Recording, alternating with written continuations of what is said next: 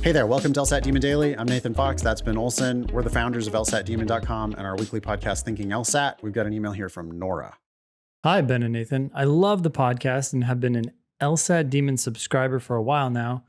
I know you guys usually recommend studying one quality hour daily. Yeah, that's the price of admission. You know, like the kind of the minimum that we want out of people is one quality hour. And Yep. I want to stress that one quality hour.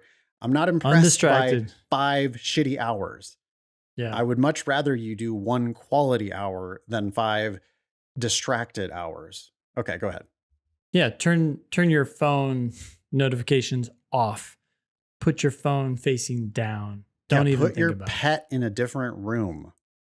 Close all your tabs. A babysitter for your child. Yeah. You know, like you got to bring your best to this test if you want to get your best out of it. And it's I think Ben and I both agree that multitasking is just not good, that it is inefficient. You're not actually multitasking. Instead, what you're doing is you're task switching. Yep. And the task switching is very inefficient. And so we would prefer that you just do the good hour instead of the 2 bad hours. But anyway, go ahead. Yeah. Okay, Nora continues. My issue is that even after studying for 2 hours, I feel the need to do more. During those 2 hours, I usually do 2 logic games with an intensive review of each, even if I get some right, since I'm still a beginner. 4 LR, and sometimes 1 RC, and sometimes I don't do RC. Okay. I hope this makes sense, but do you think I should just stop studying after the 2 hours are over, even though I still feel the need and have the energy to do more? Or should I just be satisfied with my progress? I think if you have the energy and desire to do more, there's nothing wrong with doing more. Just, are you actually getting clicks?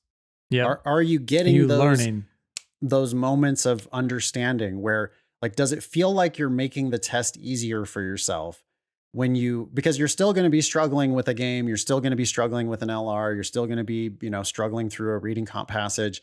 Okay, but when you're reviewing that stuff, do you see why the right answers are right, why the wrong answers are wrong?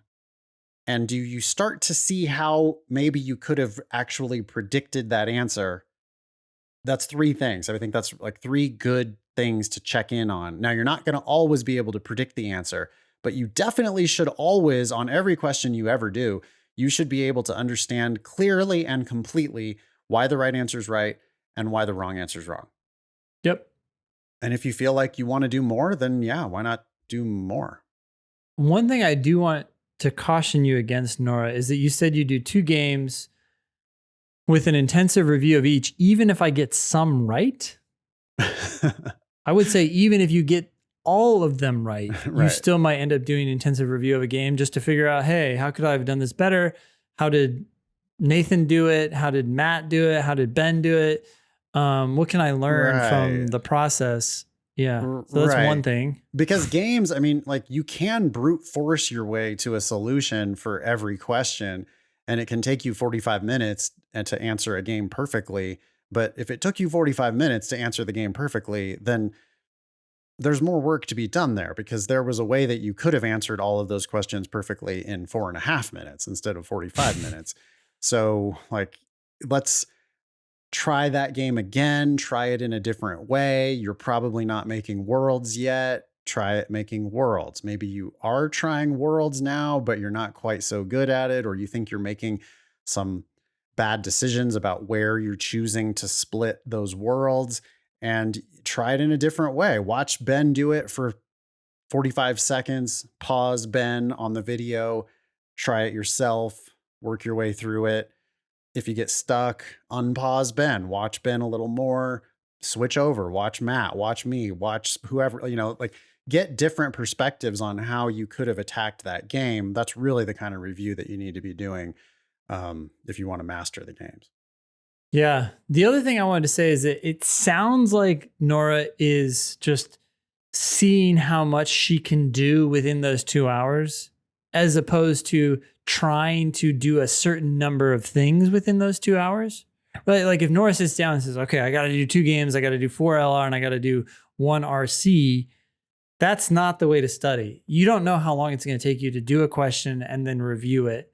So hopefully you're just doing this amount of work and that's what's happening in the time you have. It sounds like that because you say, and sometimes I don't do RC, but I just don't want this to be a numbers game, a quantity focused study session. I want it to be a quality focused study session, which is, hey, maybe all I can do today is 1 game, but boy, I'm going to really figure that out. Yeah. And then after you've done that quality 1 hour, then can you do another quality 1 hour? Yeah. Then maybe can you do another quality 1 hour, but or 30 minutes or whatever. Right. Yeah. And just volume is not the only thing. You do need to be putting in regular work, but I think that if you do a high quality 1 hour a day, you should be making forward progress. And if you can do a high quality 2 hours a day, you should be making faster forward progress. But there's a limit to how, like, you're going to get diminishing returns, right? By the time you're at 6 or 8 hours a day. Yeah. I can't, there's no way that your 8th hour of studying is as efficient as your first hour of studying. Yeah. So you and do it could be have hurting to, you. Yeah, you have to stop at some point and find balance in your life. Sleep, diet, exercise, friends and family, all of your other responsibilities. There's lots of other stuff that you got to do. It's, I think, a mistake to try to do LSAT full time. Thanks for writing in. Email daily@lsatdemon.com if you'd like to ask us a question or share some LSAT or law school admissions news. Thanks for listening.